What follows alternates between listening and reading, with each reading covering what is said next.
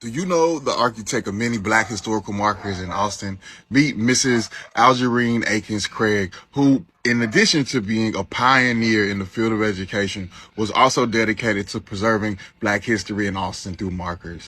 Mrs. Craig was born in Austin in 1909. In 1934, she organized the first elementary school library for African Americans at the Gregory Town School, which is now Blackshear Elementary.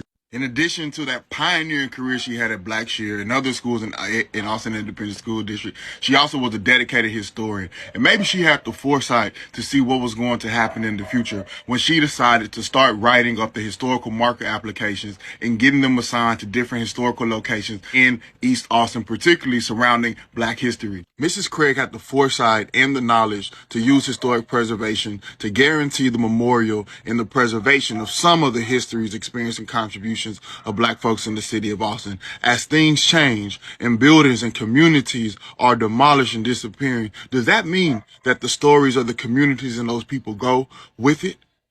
Mrs. Craig made it impossible for us to have historical amnesia in certain spaces in the city of Austin where she wrote the applications up and guaranteed a historical marker in ways that the historic preservation committees at the different state levels and national levels haven't done for Black communities and worked to preserve these spaces and histories, which have resulted in termination, the demolition, and sometimes the erasure and the silencing of these histories. It's important to know that historic preservation is also largely dependent on the written word, which historically and contemporary serves as a challenge for African Americans in preserving our history in this way. One, because largely we come from a community of and a tradition of people that have depended on oral traditions and passing things down orally. In addition to that, as descendants of enslaved people who were largely barred legally and punishable sometimes by death or extreme violence from reading or for writing in English or any other European language, we did not have those tools to be able to use to get historic preservation. But Miss Craig